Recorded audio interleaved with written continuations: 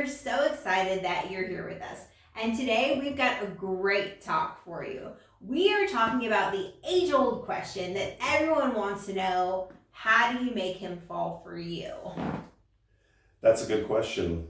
I'm looking forward into diving into this subject.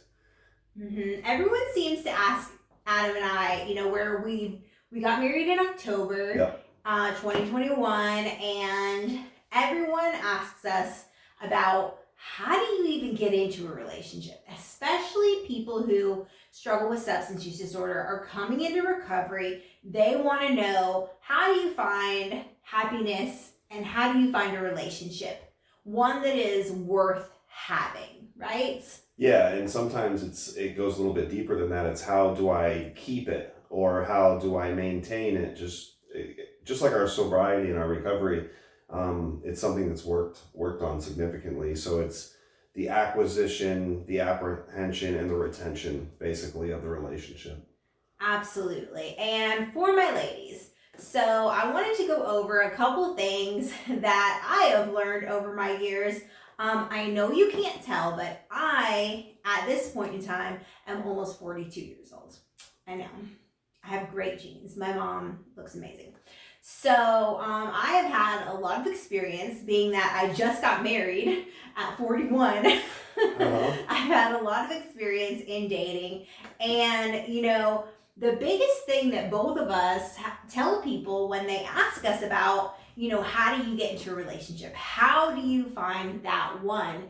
It's always that, you have to be focused on you. Right. Right. Focusing on working on yourself, and it will just naturally, organically happen. Yeah, I mean, like when we got together, I wasn't looking for you. I was, but I wasn't, right? I continued my relationship with my higher power, and I walked outside for the first time, and I prayed for all this stuff, and I didn't even know how to pray or who I was talking to, because that's where, my difference in beliefs had led me, because I just wasn't sure, right? And I'm like, I don't know if I'm doing this right. And yeah, I mean, we just got together, and then the rest is sort of kind of history. I mean, I definitely wasn't really seeking you, and I would probably feel it was vice versa, right? I mean, you weren't really looking for a relationship or looking for something specific at that point in time when we first got together, were you? Not right at that moment, but I had just gotten out of a kind of a icky relationship. For me, as a woman, as most women, we want to be married. We want to be married. We want to have the families. We want to have the white picket fence. We want to have, the whole dream thing, right? But what I found in, working in my recovery is that when we have gone through all the traumas that we've gone through, we develop issues like Underlying issues. Yes, right. like low self-esteem, Trust. low self-worth, trust issues, codependency issues, finding our value in relationships and in men. And in that, the women become the pursuers, because we want this like so badly. And this is where I have made, mistake after mistake, is trying to shove a square peg into a round hole. Like, make it fit, make it fit, make it fit. Like, right, like make it work. Yes. Regardless of the whatever that's attached, the things I don't really like, or the things that and all the red improve flags. Right. Right. Let's just overlook all those and keep trying to shove this in here and make it work. Right. Instead of saying, you know what, this isn't the option for me. Let me step back and let's reevaluate. So here are the things that I've learned. Number one, the number one thing that will save you so much heartbreak is, just because you go out on a date with a man does not mean you are dating a man, okay? A date is an event where you get to go meet each other and learn about each other. Right. And this, ladies, is where you need to be taking notes. Does this man... Not literally why he's at the table, but mental notes. Right, mental notes, yes. You can take literal notes afterwards. Yes. But really looking at it like, Does this man have the things that I'm looking for? And what are you looking for, right? So make sure you already know what it is that you're looking for in a relationship. And when you go out on a date with that man, just know it's an event where you're going to be learning about each other. And okay, also, do not try to pretend to be someone else. Number 2, biggest thing, don't try to pretend to be someone else. Don't pretend, if you're very sensitive, don't pretend to be rock hard. rock hard. If you like to smile and laugh, don't try to hold that in. Right. Because people are you want the person who's going to be attracted to your authentic self. But what happens when I go on multiple, and I'm speaking from like a woman's perspective right now, what happens if I go on multiple dates, or I visit with, multiple people on adventures, whether that be dinner and a movie? But what if they don't like me for who I am? But then that also goes back to like self-esteem a little bit more. That's a little bit more the underlying thing, right? So if you gotta like be true to yourself, be true to oneself, and then it'll just portray to that. But sometimes I find that we are trying to be people pleasers. Like we come out of a relationship, we come out of a marriage, we come out of circumstances and situations that sort of like critiqued our thought process, not necessarily for the good, but it's like, well, I was in a previous relationship, clearly. I've been in multiple relationships before we got married. And this individual was like the smoother over. I just want everybody to be happy. But that individual wasn't happy. So like back to the authentic part. So you're just telling them, be you? Yes, exactly. This is how, look, I'll show you an example. This is what it used to be like before I was bold enough to be myself, okay? It was like, oh, you like country music? Oh my goodness, I love country music. Oh, you're into science fiction? Oh, no way, me too. I am not into science fiction. You know what I mean? But whatever it was that person was into, I would lie and say that's what I was into. But why would you do that? Because I wanted that person to like me so badly, and I was afraid that they wouldn't truly like who I really was because of rejection issues and getting my feelings hurt and insecurity and all this stuff. Past things that happened. Right. So what I have found is being your true authentic self. Like when Adam and I met, like I was very much like myself, like goofy, laughing, like just totally like myself. Like I was not trying to pretend to be anything else because I was just, I got really tired of it and found that it really didn't work. No, because it comes out in the wash anyway. You can fake it till you make it all you want, but at some point in time, the discrepancies, the real you, or whatever you want to call it, is gonna come out. Yes, and people can catch on to that real quick. And then us that have trust issues, me that have trust issues, I always pick up on discrepancies, whether that be my employer, that be anything at all, right? A conversation, a negotiation, and then all of a sudden it's like, I don't trust you. It adds to the lack of trust. It adds to my trust issues because, for example, you liked science fiction. I don't like science fiction either, which is why we probably got married. But then we're watching this alien movie and like neither one of us has seen it, or you don't know what, you know what I mean? And then it's like, well, damn dog, she just told me that. And then it's just, what else is left, right? What else? If you would do that to me, what else would you do to me? Exactly. It's like people can catch on to that vibe, that frequency. Plus, really thinking about it logically, why would you even want to be with someone who liked something that was so into something that you were not into? Right. And it's still okay to have likes into certain things, but just don't be like blatantly lying in the beginning. Do you like science fiction? Oh, well, I used to watch it or whatever, you know. Like, for example, she likes running. Only place I'm running to is the store for a gallon of milk in the car. I am not running down the road. I used to run from the police back in my bad decision-making skills, and I don't want to run no more. She wants to run all the time? Perfect. She knows that I don't want to run. And that's just a real small example. Right, exactly. But just being okay with yourself to say, you know what, this is what I like and this is a part of me, and it's what makes me me. yes, exactly. And just holding true to yourself, like you were saying, and being authentic in that. And people will really appreciate that in the end. Plus, you don't want to be with someone who you don't have anything in common with anyway. So that is something like really important that I've learned.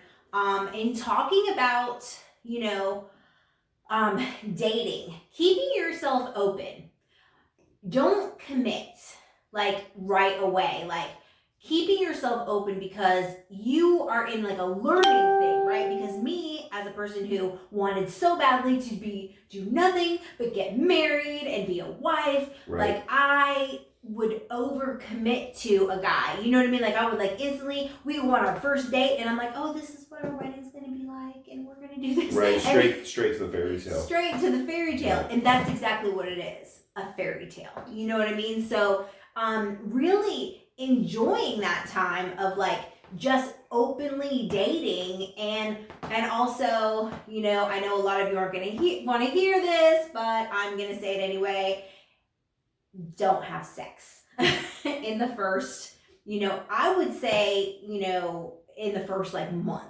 Like really give yourself time to get to really know that person, because once you have sex with someone, guess what? You are all in. You are connected. Heart, mind, body, all of it. You know what I mean? Once you have sex, oh my goodness, you're just completely connected. Then your heart's running things instead of your head. That's where we women get in trouble, is our heart, which is the most deceitful part of our body, tells us lies all the time, starts to run the show rather than our brain running the show and being able to look at situations,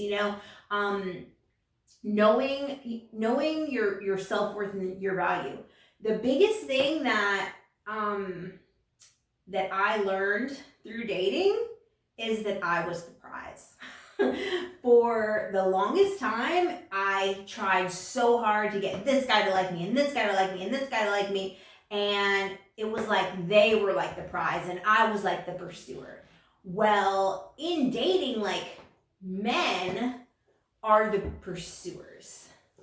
And like if you don't realize that you're the prize, you will overfunction in the relationship as a female. So there are just certain boundaries that you have to have. Like, I always let Adam like initiate things, because in the beginning of our relationship, probably not now that we're married. No, I just tell him what to do. I've always liked your honesty. But like letting Adam initiate things. Does he want to go out? Let him ask me. Does he want to talk to me? Let him call me. I'm not going to call him. And that's something that he really like wasn't used to, but it was like, just, I had to keep my boundaries because I had to keep my heart secure, because I didn't want this relationship to be like every other relationship, right, where I was the overfunctioner. And what I mean by overfunctioning is like, say, I'm the one who's texting first. I'm the one who's making all the plans for everything. I'm the one who, oh, you're sick, let me do all this, let me get you chicken soup, let me... Yeah, you're the smoother over I talked about earlier. Mm-hmm. You're the one that's trying to make everything all better. Right. And it takes two to tango. Right, exactly. And all that did was leave me empty, like with a void and a heartache, like, why doesn't this person do anything? Because they got used to me doing it all the time. Right. I was the one. Yeah, and then the same thing for me in previous relationships. And then you go out and you're like, well, I did all this stuff, and then I'm not getting a whole lot back in return. Mm-hmm. So that can cause animosity. Resentment, yeah. And we have to be careful, so careful in recovery especially, about having resentments and about relationships. It's so important to protect your heart. Yes. Which is why I'm talking about these boundaries of making sure you're looking at things. And ladies, listen, men will tell you exactly who they are. You don't really have to dig very much. How do we do that? All you have to do is observe. And they are going to tell you exactly who they are. And they just you can see it, like, oh, like if somebody is somebody who has like a bad temper and they're, they get mad and drive crazy, or they start yelling at a random person for, whatever, guess what? That guy's got a bad temper. Oh, well, no, he was just, the last couple times has just been, having a bad day. No, he has a bad temper. Ching, red flag. Like things like that. Like, people will tell you who they are, but we as women, we want to paint the little haze over it, like, oh no, they're not really like that. Right. No, Copping they out to are. excuses kind of thing. Right. Right. No, people will tell you who they are. All you have to do is sit back and observe, which is why I say, not committing, right? Because people are crazy these days too. You know what I mean? It really takes like a whole month. Yeah, but the whole not committing thing, I mean, other than you, I went from first date to fairy tale, like how you were saying, it's like, okay, well, we're going to do this. Not to the extent like, let me pay for your first meal while we're getting married tomorrow kind of thing. But like, I always rushed into every relationship. Right. Every single one. Like, it was either like a one night stand, a one night fling, or we're going to be together, and like, we didn't even know each other. Like, Right. And then the process of getting to know each other when you don't know each other can sometimes be challenging too, because like, I had a temper without a doubt, which I think I've done dramatically better in the last couple of years. Nobody's perfect, but like, how do you, like, people will tell you who they are and act how they act. Like, how does one, if you're the smoother over and you've been a female in a relationship and you just want this guy to really like you, but you want him to be transparent, how does a female see signs? Like, how did that work for me? You know what I mean? Like, clearly I had faults. I wasn't perfect. I'm an only child. I'm an ex-drug addict. Got abandonment issues and a billion other things that I've been working on. How did you see some of the things in me? Can we use that as an example? Yeah, absolutely. So, when me and Adam got together, so we, went out to dinner the first night, and we're being totally honest here. So that night, he was staying in Athens, and Adam was wanted to sleep over my house. Adam did want to sleep at her house, and I was like, nah, there's a hotel down the street. Couple hotels. Yeah, a couple hotels down the street. We can get you a room over there, but no, you're not gonna sleep in my house because.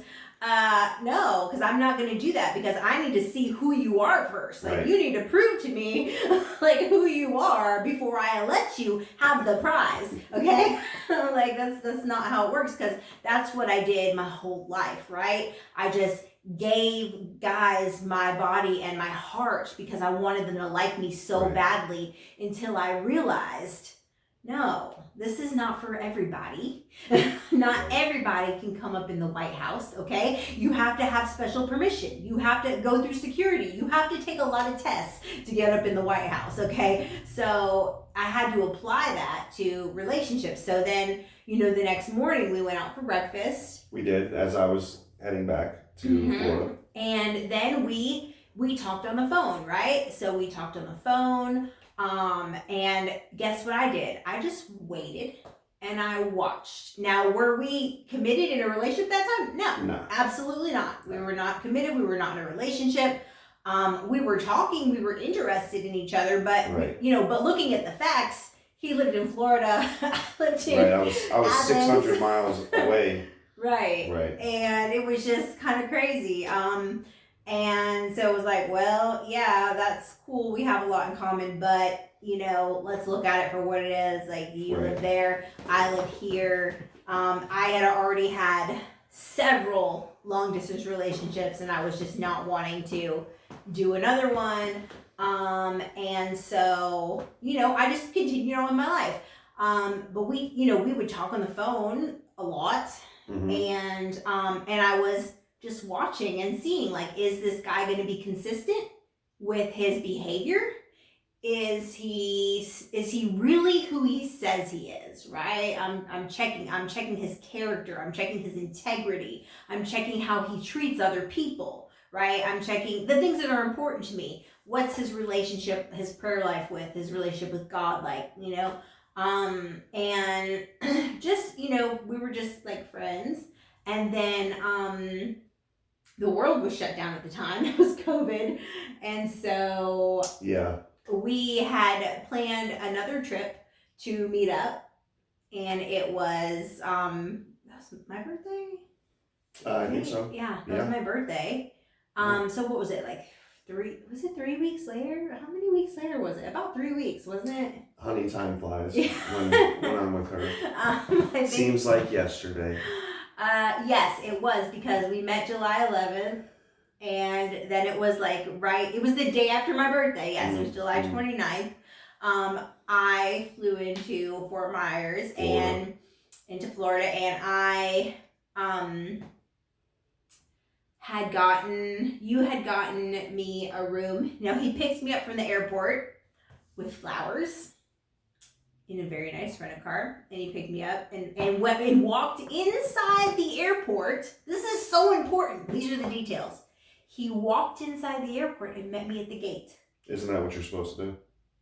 That is what you're supposed to do, but that is not what happens 90% of the time. But that is just the details, right? With flowers and, and then we had a condo. He got me this beautiful condo right on the beach. I'd never been to Fort Myers Beach. And I stayed there. How many days was it there for? I want to say 2 or 3. 2 or 3 days. Yeah. And we didn't have sex. It damn sure crossed my mind, though. Several times. I'd be lying. And mine too. I'd be lying to you if I said it didn't. Right, but I made clear about the boundaries that I had. About, hey, this is how I feel about this. I'm not one of those girls. I'm not trying to, know. And it was kind of weird because I almost felt a little obligated to him because he got me this, picked me up with flowers. I mean, he did the whole thing, right? So I almost felt a little obligated, like I was supposed to, right? But, we were both kind of like in agreement that we weren't going to, because he knew how strongly I felt about, not wanting to cross that line at that moment. Yeah, and like I told you, I mean, I at that time, those couple weeks had prevailed, and now we're on the beach and we're spending more time together. We're getting to know each other more. I knew that I had a severe liking for you, and I wasn't worried about it because I knew how many previous relationships, like you said, it's us boys refer to it as like a hit it and quit it. Like we have sex and then we're done. We're off chasing something else because we like to chase. That's just a male instinct. So I remember telling you, well, it's like, look, I like you long enough. If we gotta wait for whatever, inside I'm like, damn it, shot down. But I truly did like you enough that I was willing to wait because, like, I hadn't found anything quite like you in my whole life. Like, I prayed for all these crazy things. Let me rephrase that, not crazy things, all these characteristics with a tad bit of crazy things, and like God delivered, you know what I mean? But then it was patience, and it was characteristic and a bunch of other stuff too. Yep. So we, had that time, and Adam was always very vulnerable and transparent with me. Super duper. That was one of the things that I loved about him. Like, he had this heart. He didn't try to pretend to be like something else. He didn't try to pretend like to be like this big, strong, manly guy with no feelings. And, he was very open about his feelings, and that was very appealing to me because I myself am very open about my feelings. I'm very transparent. I'm very sensitive. I will cry on the drop of a dime. I mean, you remember I cried when I dropped you off? Yes, he cried when he dropped me off, and I was like, sad. Oh my goodness. I was sad. Yeah, and I was like, wow, this guy's for real. I remember he got up and like made me coffee early in the morning, like all this. We had to leave really early, and he had to go to work after. And then we didn't see each other for like 6 weeks. Something like that. Yeah. I know it was a while. It was like a while. No, it was because you came up for your birthday. So it was probably about 4 weeks. Yeah, it was something like that. And we just we were traveling back and forth. Yes. Clearly it costs money to travel. Right. Whether I'm coming up here, she's coming down there. It's basically like a vacation, and every vacation isn't too cost effective because you have to spend some time and some money. So yeah, I did come up for my birthday. Yeah, that was the end of August. Yeah, Yeah. so it was about a month. Yeah, Yeah. about a month. So you see that we had this time in this interval, you know what I'm saying, of getting to really know each other, and I'm allowing him to pursue me, and I'm not, you know what I mean, like I'm not saying I think we weren't like officially together until your birthday, right? Like when we didn't, like, it was like Facebook official. I think, I'm not sure. That was the day we Yeah. made it Facebook official. Yeah, I think so. Yeah. Best birthday ever, right? Yeah. And so that was when when I was like, okay, we're committed. Like you stayed here for, how long did you stay for? Didn't you stay for like a week or something that time? Like, honey, every day goes so fast with you. I can't remember the details like that. Because I want to say yeah. Yeah, he stayed for like a little bit longer. I think it was like 5 days or something. And yeah, and I took him to the waterfall in Dahlonega. Amicalola Falls. Yes. Right. So you can see, like, in this unfolding, like there was time, in between. And I'm not saying you have to go 3 weeks or a month without seeing somebody if you like them and you want to date them. And they're closer than 600 miles. Right. And they're closer. But I'm just saying, like, if you,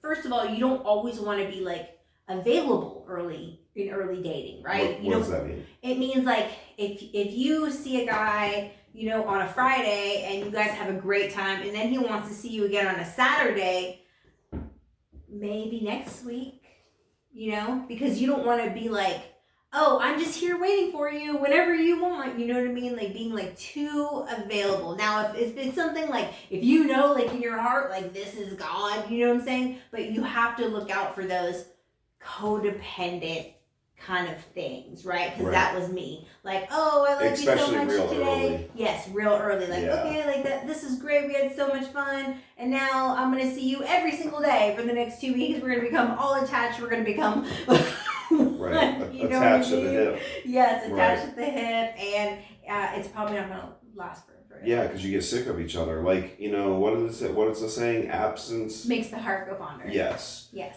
So, like, I was so ready to see you after them 3 weeks, 4 weeks. Remember one time we had to go like 46 days or something? It was crazy. Yes. Just for obvious reasons. Because I was going to come up here and put a ring on it, and I needed to allocate the funds towards that. Yes. Yeah. It was because I saw you on your birthday, and then we didn't see each other again till November. Yeah, mid-November. When you proposed to me. Mm-hmm. Yes. But that, you know what I mean? And that was quick, right? We met July 11th. We were engaged November 11th. Yeah. And then we got married. But we knew, even though we had only, met each other, like been in person with each other those times. Yeah, I mean, it was literally, just a handful of times. Yeah. I remember going back to my place of employment in Southwest Florida and walking into the boss man, and first and foremost, he's like, you go visit her anytime you want. You're selling air conditioners left and right, kid. Take another vacation. But I remember I come back from that vacation. I walk into my boss man. His name is Stan at the time. And I walk into Stan's office, and I go to Stan, and I look at him just like this, and I say, bro, I'm going to marry that girl. And I didn't even, it was weird. Like, I didn't put everything together just yet. It was like still the baby steps, the getting to know.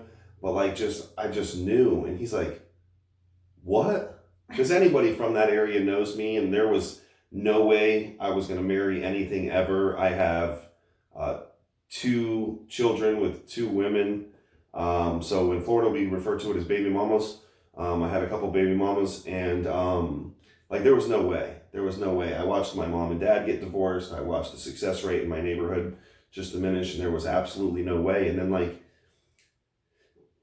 the second or third trip before November, when I asked you to marry me, I just knew. Like, it was weird. Like, I don't know. Like, I even remember talking to a couple buddies, and they're like, is this you? Adam, is this you? Is this Adam Armstrong? Am I talking to the right person? Are you okay?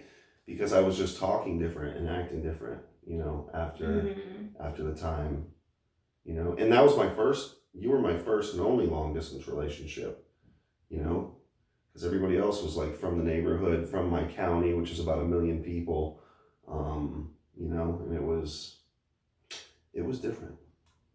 Yeah. I wouldn't change it though.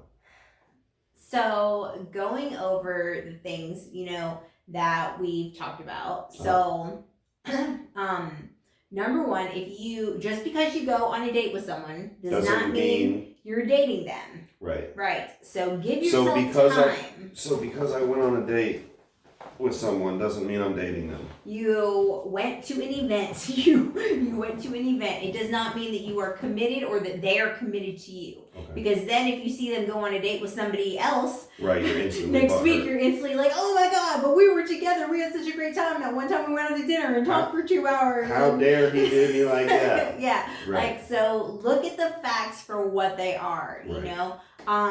Allow things to organically fall out and happen the way that they're supposed to. Which is easier said than done because a lot of people want to rush things. Yes, don't rush. We live in a very impatient society. We are taught quick, now. Mm-hmm. I mean, just like with the internet alone, imagine like when we were kids, AOL dial-up. Remember when, nobody wants to wait for anything anymore. Right. You know? Right. You're in the coffee shop and they take an extra minute for your frappe whatever, and it's like, come on, so I guess just be patient, have patience. Right. And then also, putting space in between like the dates, you know what I mean? Right, not always being available. Right, like, so, hey, we just had pizza on Friday, what are you doing tomorrow? Yeah, well, I'm actually have plans with my girlfriend. Well, we had so much fun tonight, I would really like to try to do something tomorrow. Oh, we totally can next weekend. But not tomorrow? No, sorry, I already have plans tomorrow. But you didn't have a good time tonight? I had a great time tonight, but I have plans with my girlfriend tomorrow. Right, so stay firm. Yes. In your answers. Yes, and you know what I mean? Don't make this guy your whole life in the beginning, right? When you're engaged, when you have a commitment from him, you're engaged, you're married, that's one thing, okay? But when you are just beginning dating, do not make that man or woman, whatever, your whole life, right? And trust your instincts. Look for those red flags. Check marks in your spirit, red flags. People will tell you who they are. Just watch and observe, and right. You will see who they are. And what they're saying is really who they are. Don't doubt it. Right. Don't doubt who they are. If you see them being mean to people on the street, that's really who they are. Right, or another couple things, they could be a bragger, they could be a boaster, yes. They could be very ego-driven, they could be cheap. They could be super cheap. The political correct is cost-effective. Okay, there is no such thing as cheap. We're all just cost-effective guys out here. Right. And they could be a one-upper, like, oh well, my dad has a whatever. Oh, well, and they're always trying to outdo it, which is also ego-driven. So these are just a bunch of examples. Right. For those, people in recovery, also, I just want to throw this out there. Please don't try to date somebody who's using, But I can save them. Right. And you'll get your ass in a jam, and you'll have a bad day, and relapse is real. Mm-hmm. So you have to love people from a distance, Right. But what if I got 3 babies with him and he ain't never put a ring on it, and I'm a fixer of all fixers and a smoother over of all smoother overs, and I know that he kicks the dog at night, but he really doesn't mean to. Right. But I can save him because he's smoking meth. No, probably not. No, probably not. Okay. Probably not. And always remember that you are the prize. So know what you're looking for in a guy and see if he's gonna be what you're looking for. Of all the heartbreaks that I had and all the times that I cried over this guy hurt me and this guy broke my heart. Right. Thank God. Right. You know why? Because I wouldn't be where I'm supposed to be, right. with the person I'm supposed to be, in the marriage I'm supposed to be in today. And if I would have just tried to slow my roll a little bit and wasn't trying to make a a square peg fitting a round hole, I would have seen it a lot sooner and saved my heart a lot of hurt. Right. Mm-hmm. But everything happens for a reason. And then, lastly, of course, unless what you're looking for is just a physical relationship, hold out on the intimacy. Right. So it's so like a one night stand, to hit it and quit it. I'm just lonely and want to feel better. Right. Unless that's what you're looking for. And if you are looking for that, be honest and just say, right, this is what I'm looking for and this is it. If that is cool, do that all day long. Right. But if that's not what you're looking for, then try to hold it out and wait a little while so you can really see if this is the right one for you. Right. But I mean, a lot of us boys don't have that kind of patience. You know what I mean? And that's a real not nice thing for me to say. I hope you can have respect for my transparency. But if you're really wanting to be in a good relationship with a good dude, that dude's going to wait, right? He's not going to like it. Right. He's not necessarily going to make him feel good because it's going to be a little attack of ego. Maybe I'm not what, and we got stinking thinking, right? Us boys and us girls have stinking thinking, but pursue with caution and passion, right? But there's a thin line. So don't be so passionate to where it's like, you bought me Pizza Hut, you should just move in. What's our first dog's name? Like that, right? But be passionate enough to be like, look, I like you a lot, and the sex, I don't want it to ruin it, right? Because I just like where this is going and I like what's going on, so we hope that you enjoyed a bunch of these examples. This isn't exactly a textbook set way of doing things. This is insight on what we learned in our many years of going through relationships and very short time of being married. Right. Thanks so much for watching. We'll see you guys next time. Make sure you subscribe to our channels, Jamie Tall on YouTube and If I Motivation on YouTube. Yep, hashtag Jamie Tall and hashtag this dude crazy on anything social. Now let's just hope the microphone worked.